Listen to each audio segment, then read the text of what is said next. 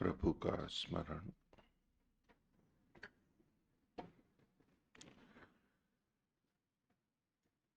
हे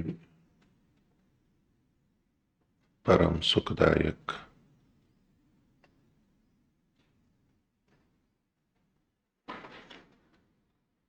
सर्वोच्च ज्ञान प्रदाता,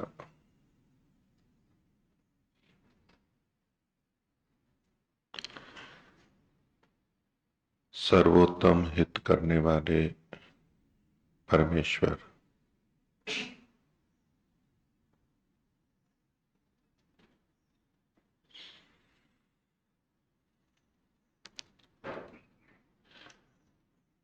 प्रणव ध्वनि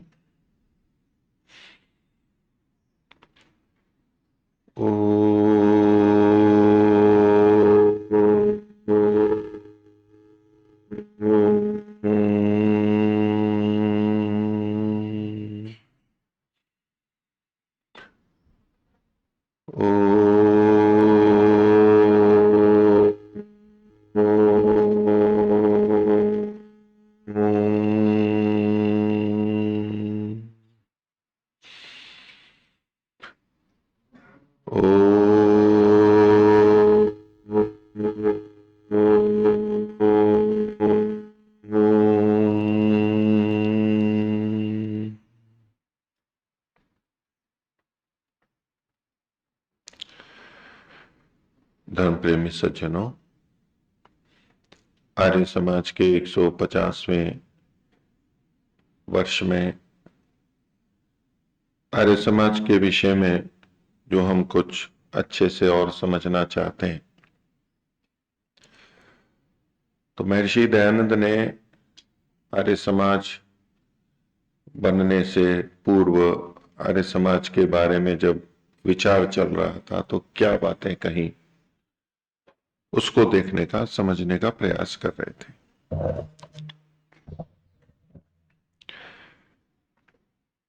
महर्षि दयानंद ने काकरिया आर्य समाज और वहां पर जो बातें उन लोगों के सामने की, वो एक पुस्तक में, गुजराती पुस्तक में होती है, मुंबई आर्य समाज नो इतिहास।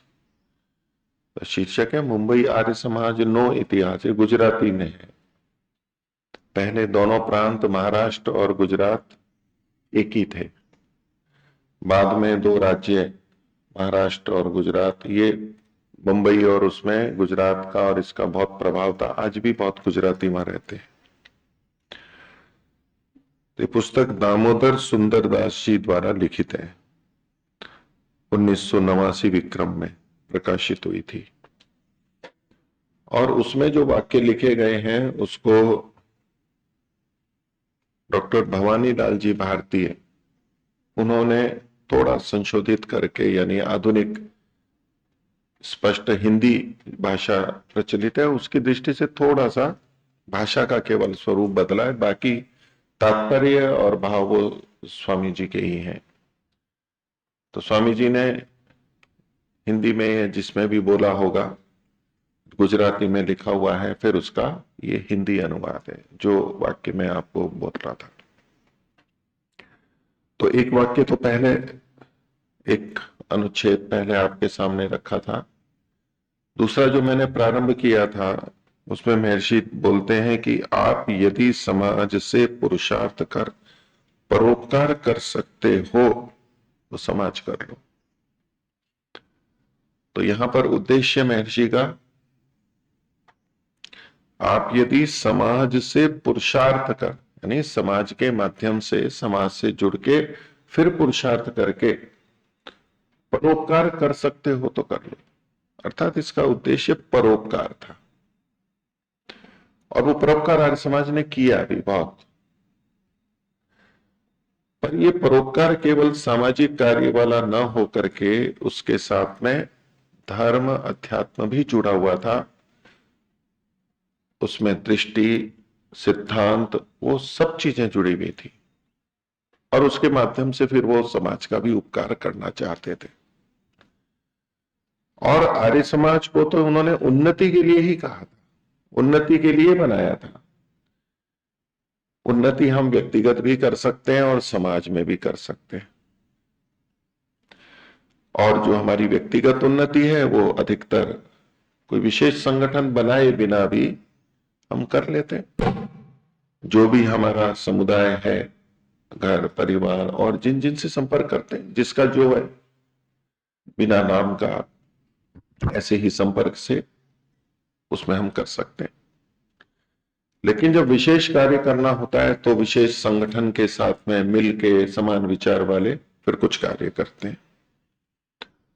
तो परोपकार करना है, उन्नति करना है, और ये सब हमारे समाज के 10 नियमों में भी देखते हैं कि संसार का उपकार करना इस समाज का मुख्य उद्देश्य। ये वाक्य ये बता रहा है कि समाज का ये जो संगठन आर्य समाज है उसका ये मुख्य उद्देश्य है।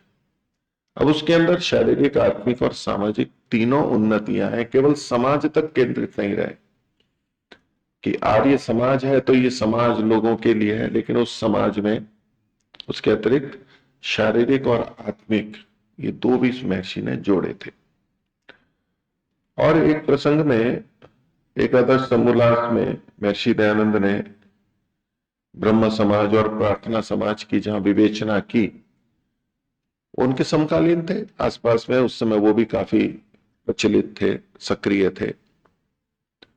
तो वहां उनको भी उन्होंने सम्मति देते हुए बात को रखा था कि सारी बात बता के कि इसलिए जो उन्नति करना चाहो तो आप जिस तरह चल रहे हो उससे उन्नति नहीं होगी, तो नहीं कम की है ज्यादा।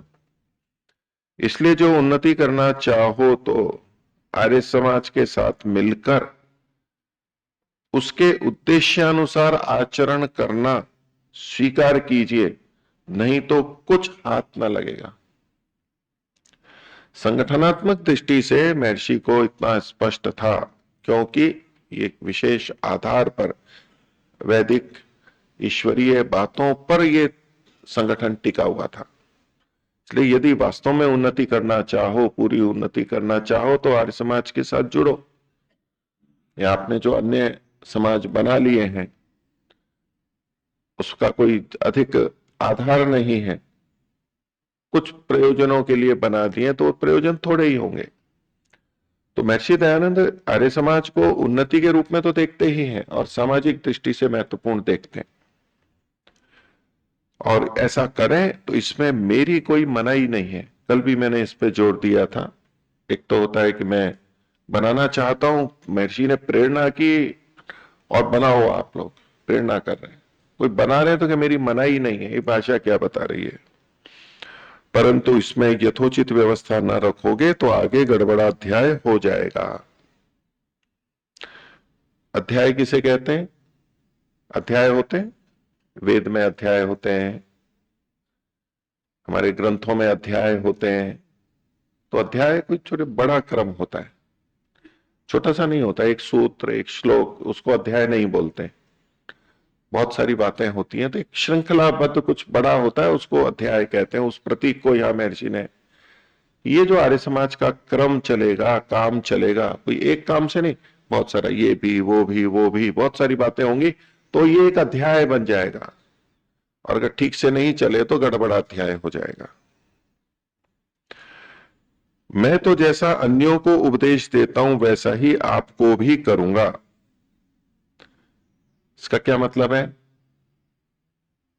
कि आर्य समाज को बना रहे हैं, महर्षि दयानंद की स्वीकृति से बन रहा है, तो मैं आपको जो जैसा अन्यों को उपदेश करता हूं, ये अन्य कौन है, वैसा ही आपको भी करूंगा। ये आप कौन है? तो अन्य का मतलब आर्य समाज से भिन्न। उस समय के प्रसंग में वहां जो आर्य समाज स्थापित हो रहा है या होगा आगे, जैसा आप लोगों को करता हूं, जैसा अन्यों को करता हूं, वैसा ही आपको करूंगा। तो इसका क्या मतलब हुआ? यूं कहते जैसा आपको करूंगा वैसा ही औरों को भी करूंगा। एक तो ये भाषा होती कि जैसा आपको उपदेश करता हूं वैसा मैं औरों को भी करता हूं, जैसे मैं अपनों के लिए करूंगा वैसा दूसरों के लिए भी करूंगा। ये एक भिन्न बात को देता है कि जैसा अच्छा व्यवहार या जैसा प्रिय व्यवहार मैं आपके साथ करूंगा वैसा ही दूसरों के साथ भी करूंगा। जैसा घर में व्यवहार करूंगा वैसा मैं बाहर भी पड़ोसियों के साथ भी व्यवहार करूंगा। तो ये एक अलग अर्थ में जाता है, प्रीति के अर्थ में। और मैं जी कह रहे हैं जैसा औरों को उपदेश देता हूं वैसा ही आपको भी दूंगा। तो दूसरों को कैसा उपदेश देते हैं महर्षि, कैसा देते थे, और दूसरे का मतलब कौन? अब ये आर्य समाज या वैदिक धर्मी जो शुद्ध रूप से चल रहे हैं उससे भिन्न जो है उनके लिए, कि जैसा मैं उनको उपदेश देता हूं उनकी त्रुटियों पर उनको बताता हूं। एक होता है कि ये अच्छा है आप ये कीजिए, एक है कि आपने ये त्रुटियां की हैं ये ठीक नहीं है ये गलत है, उसको बताना। जैसा मैं उनको उपदेश देता हूं, उपदेश में दोनों बातें आती हैं, विधि भी होती है और निषेध भी होता है, समालोचना होती है, वो भी उपदेश में आता है, गलतियों को बताना।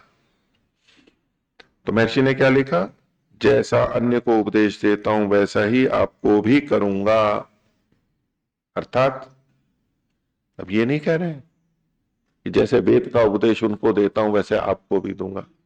ये तो उस तरह का तो प्रसंग ही नहीं है भाई। हम महर्षि की दृष्टि से ये समाज बन रहा है, उनकी स्वीकृति से बन रहा है, उनके अनुसार बन रहा है, उनके बनाए नियमों पे बन रहा है, तो मैं आपको उपदेश नहीं दूंगा ये तो कोई मतलब ही नहीं है वहां पर। तो इसको पिछले वाक्य से देखेंगे। पिछला क्या शब्द महर्षि ने दिया, गड़बड़ाध्याय। गड़बड़ाध्याय कहा ना पीछे, यथोचित व्यवस्था न रखोगे तो आगे गड़बड़ाध्याय हो जाएगा। आप इस संदर्भ में देखें कि मैं तो जैसा अन्यों को उपदेश देता हूं, ये कौन सा उपदेश है? और जगह भी तो गड़बड़ाध्याय होता रहता है, हो रहा था। उस गड़बड़ाध्याय के लिए जैसा मैं उनको उपदेश देता हूं, जैसा मैं उनको टोकता हूं, जैसा मैं उनकी आलोचना करता हूं, वैसी तुम्हारी भी करूंगा। ये मत समझ लेना कि मेरे नाम से या मेरी प्रेरणा से स्थापित है तो यहां मैं वो नहीं करूंगा। महर्षि का तात्पर्य वहां पिछले वाक्य को देखते हुए, नहीं तो सामान्य उपदेश में तो ये कथन होना चाहिए, जैसा मैं आपको उपदेश करूंगा वैसा मैं औरों को भी करूंगा। आप ऐसा ना समझना कि मैं केवल आपको ही दूंगा, औरों को भी उपदेश दूंगा, वो एक अलग शैली होती है। तो मैं जैसा अन्य को उपदेश देता हूं वैसा ही आपको भी करूंगा। और इतना लक्ष्य में रखना, लक्ष्य में रखना मतलब ध्यान रखना, लक्ष्य होता है विशेष ध्यान दिया जाता है, जोर दे के कह रहे हैं इस बात को। इतना लक्ष्य में रखना कि मेरा कोई स्वतंत्र मत नहीं है, कि आप ये सोचो कि मेरे नाम से मेरे से जुड़ करके ये चल रहा है और आप मेरा अनुसरण करो और जो कहे वो ये महर्षि दयानंद का मत है इसलिए हम मान रहे हैं। मेरा स्वतंत्र मत नहीं है। आप मेरे को उद्धृत तो कर सकते हैं लेकिन मेरा स्वतंत्र मत नहीं है। तो स्वतंत्र मत नहीं है का अभिप्राय क्या हुआ, परतंत्र मत है। परतंत्र भी किनका, ऋषियों का, वेद का, जो महर्षि अनेक जगह लिखते हैं, उनका भाव स्पष्ट है। अर्थात मैं कोई नई मान्यता नहीं रख रहा हूं, और ये जो संगठन है ये मैं अपनी मान्यता को फैलाने के लिए नहीं रख रहा हूं। स्वामी जी उससे अपने को अलग कर रहे हैं। ऐसा नहीं समझना कि मैंने इसकी सहमति आपको इसलिए दी है कि मैं अपनी मान्यता प्रचार करना चाहता हूं, वो मेरा लक्ष्य है ही नहीं बिल्कुल। तो मेरा स्वतंत्र मत नहीं है। मैंने पिछला वाक्य भी जो अनुच्छेद बोला था उसमें भी महर्षि ने यही लिखा था, भाई हमारा कोई स्वतंत्र मत नहीं, मैं तो वेद के अधीन हूं बस। तो महर्षि दयानंद ने आर्य समाज के संस्थापक होते हुए भी आर्य समाज के मूल स्रोत को अपने से हटाया है वहां पर। नहीं तो आर्य समाज मेरे स्रोत से ही निकलेगा, मेरे से ही निकलेगा, मैंने जो बोला है वहीं तक रहेगा, जैसा और जगह होता है। वो अपने को हटा रहे, जोड़ के तो रखा है लेकिन अपने को हटा भी रहे। और समतुल्य व्यवहार की कह रहे हैं, अगर तुम गलती करोगे गड़बड़ अध्याय तो तुम्हारे लिए भी वही कहूंगा, वही बोलूंगा। और साथ में कहते हैं और मैं सर्वज्ञ भी नहीं हूं। महर्षि के ये स्पष्ट वाक्य महापुरुषों में बहुत कम मिलते हैं। इस तरह से बात को रखना, अनेक जगह कहा। मेरे को परमात्मा की तरह मत समझ लेना, और महापुरुष और ऋषि ऐसा सर्वज्ञ भी मत समझ लेना। त्रुटि हो सकती है, किसी भी से भी हो सकती है। वेद और ईश्वर के समक्ष कोई भी मनुष्य ऐसा नहीं हो सकता जिससे त्रुटि ना हो सकती हो, इसलिए वो सावधानी तो रखनी ही है। और मैं सर्वज्ञ नहीं हूं इससे, उसका तात्पर्य बता रहे हैं, इससे यदि कोई मेरी गलती आगे पाई जाए, अभी तो नहीं, अभी तो मैं अपनी तरफ से तो ठीक ही कर रहा हूं, लेकिन यदि आगे पाई जाए, आज आप सोच नहीं पा रहे हो, आगे कभी सोचने का अवसर मिलेगा, अभी भावनाएं हैं, करना है कुछ काम, सब बहुत अच्छा अच्छा लग रहा है, महर्षि दयानंद का क्रांतिकारी विचार, क्रांतिकारी योजना, अच्छा अच्छा अच्छा जब लगता है, तब जो त्रुटियां होती हैं वो दिखाई नहीं देती हैं, क्योंकि हम विशेष भावना से भावित होते हैं, उसी तरफ झुके रहते हैं। तो आगे कभी, जब कभी थोड़े शांत हो, ये जो तुम्हारा वेग है, ज्वर है, उतरेगा, शांति से विचार करोगे, तो हो सकता है त्रुटियां तुम्हारे को दिखाई दे जाए। इससे यदि मेरी कोई गलती आगे पाई जाए तो युक्ति पूर्वक परीक्षा करके इसी को भी सुधार लेना। अब गलती तो सबको सब में लग सकती है, लेकिन इसका यह अभिप्राय नहीं होता है कि उसमें गलती होती ही है। तो एक मानव दुर्बलता है कि जी मेरे को गलत लगता है इसलिए ये गलत है, ये ठीक नहीं है, ऐसा हम सोच लेते हैं। उसके लिए भी सावधान कर रहे हैं कि यदि त्रुटि लगती हो तो युक्ति पूर्वक परीक्षा करके, ऐसे ही नहीं। क्योंकि महर्षि ने जब ये कहा कि मैं सर्वज्ञ नहीं हूं, मेरे से भी त्रुटि हो सकती है, तो इसका कई जने दुरुपयोग भी करते हैं। नहीं, ये महर्षि ने गलत कहा है, बहुत सरलता से बोल देते हैं, बहुत सरलता से टिप्पणियां कर देते हैं, और परीक्षा करते हैं तो थोड़ी बहुत परीक्षा की और उनकी जैसी परीक्षा है उसके आधार पर कहते हैं ये गलत है, ठीक नहीं लिखा है। नहीं, युक्ति पूर्वक परीक्षा, क्योंकि महर्षि ने जो कहा है वो ऐसे ही नहीं बोल दिया है, बहुत सावधानी से समझ के, वेदानुकूल, ऋषियों के अनुकूल का है, प्रमाणों से कस करके का है। त्रुटि तो हो सकती है फिर भी, लेकिन जिसने इतनी प्रमाणों से परीक्षा करके कहा हो, उसके वचन को इतना हल्का नहीं लेना चाहिए कि ये गलत है, बस हमारे को गलत हो रहा है इसलिए गलत प्रतीत हो रहा है। हाँ, युक्ति पूर्वक अगर गलत हो तो उसको छोड़ देना। अब ये जो वाक्य हैं, ये तो दूसरे वाक्य हम आर्य समाज के नियमों में इनकी झलक देख सकते हैं कि महर्षि उस तात्पर्य को यहां बोल रहे हैं। और आगे कहते हैं कि यदि ऐसा ना करोगे तो आगे यह भी एक मत हो जाएगा, जैसे और है वैसे ये भी एक मत हो जाएगा। और इसी प्रकार से बाबा वाक्यम प्रमाणम करके, इसी प्रकार से कैसे, जैसे और लोग करते हैं, मत संप्रदाय वाले क्या कहते हैं, बाबा वाक्यम प्रमाणम, क्या मतलब हुआ? बाबा मतलब हमारे जो गुरु जी हैं, हमारे जो आचार्य हैं, जैसे यहां महर्षि दयानंद हो गए आर्य समाज के संदर्भ में, तो बाबा वाक्यम प्रमाणम, उन्होंने जो कह दिया, हमारे बाबा ने जो कह दिया, बस वो वाक्य प्रमाण है। तो बाबा गुरुजनों को भी बोलते हैं, और किसको उसको बोलते हैं बाबा? घर में बड़ों में किसी को बोलते हैं बाबा, कहीं दादाजी को बाबा बोलते हैं, और कहीं बड़े भाई को बाबा बोलते हैं, या दादा भी बोलते हैं, बड़े भाई को बोलते हैं दादा, ठीक है। और दादा वो सड़कों में भी घूमते हैं, बोले वो दादा, दादागिरी होता है ना बड़प्पन में, दादा। और बाबा छोटे बच्चों को भी बोलते हैं, बोलते हैं छोटे छोटे बच्चों को, नहीं सुना है? बाबा, छोटे बच्चों को भी बाबा बोला जाता है। तो यहां वो छोटे बच्चों का नहीं है और कुछ नहीं है, ये जो बड़े होते हैं बाबा, उनका, जिनके प्रति हम आदर रखते हैं, उन्होंने जो कह दिया बाबा वाक्यम प्रमाणम, बस उनका वाक्य है तो बस प्रमाण है, अर्थात वो अपने आप में प्रमाण है, वो वाक्य प्रमाण है, उसमें कोई कसौटी की आवश्यकता नहीं है, युक्तिपूर्वक विचार की आवश्यकता नहीं है, बस बाबा का वाक्य है तो बस प्रमाण है। उन्होंने जो रेखा खींच दी, ऐसी कर दी, ऐसी कर दी, बस ठीक ही है, ऐसा जो दृष्टिकोण है। वो स्वामी दयानंद जी कभी नहीं चाहते।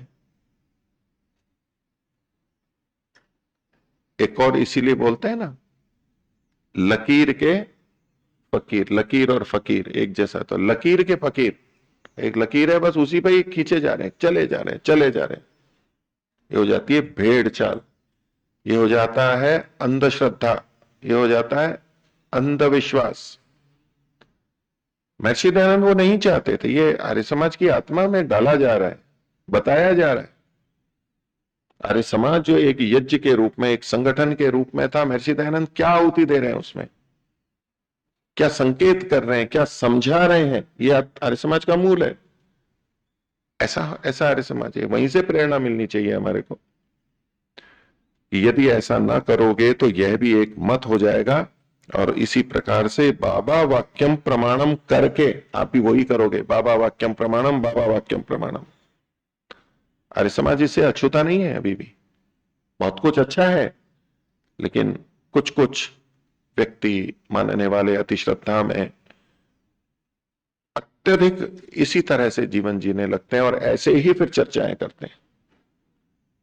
और कुछ भी कहे तो बोले आप महर्षि दयानंद से अपने को बड़ा मानते हो, ऐसे वाक्य बोल देते हैं।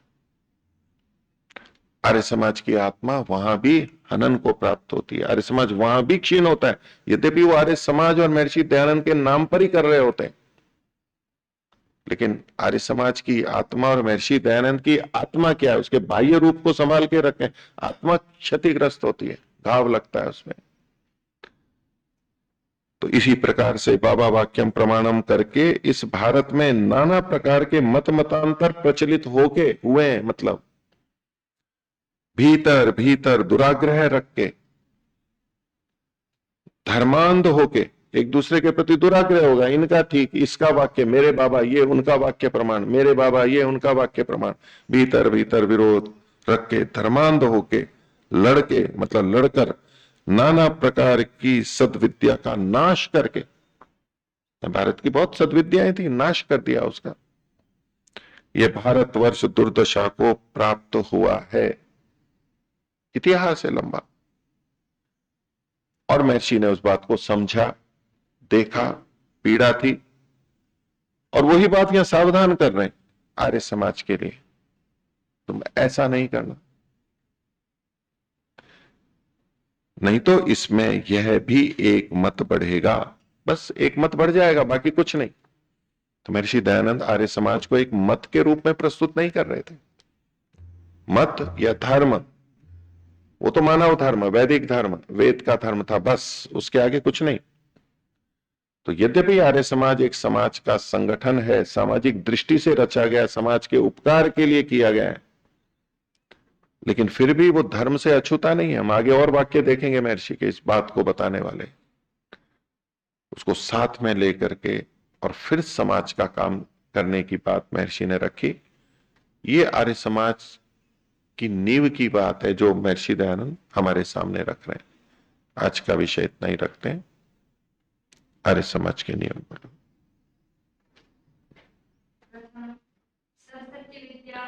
पदार्थ विद्या से जाने जाते हैं, उन सब का आदि मूल परमेश्वर है।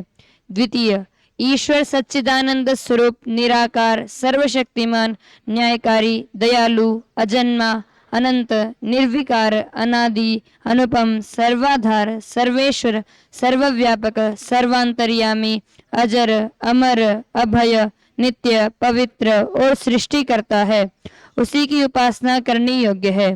तृतीय, वेद सब सत्य विद्याओं का पुस्तक है। वेद का पढ़ना पढ़ाना और सुनना सुनाना सब आर्यों का। चतुर्थ, सत्य के ग्रहण करने और असत्य के छोड़ने में सर्वदा उद्यत रहना चाहिए। षष्ठ, क्षम्यताम।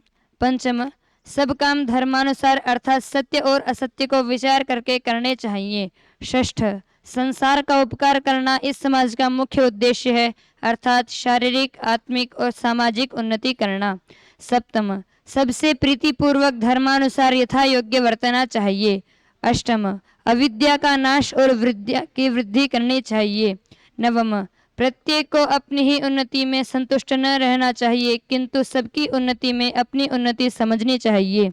दशम, सब मनुष्यों को सामाजिक सर्वहितकारी नियम पालने में प्रयत्नरत रहना चाहिए और प्रत्येक हितकारी नियम में सब स्वतंत्र रहें। अथ शांति पाठः। ओम द्यौः शान्तिरन्तरिक्षं शान्तिः पृथिवी शान्तिरापः शान्तिरौषधयः शान्तिः वनस्पतयः शान्तिर्विश्वे देवाः शान्तिर्ब्रह्म शान्तिः सर्वं शान्तिः शान्तिरेव शान्तिः सामा शान्तिरेधि। ॐ शान्तिः शान्तिः शान्तिः। सर्वेभ्यो नमः। सभी को सादर अभिवादन। नमस्ते जी।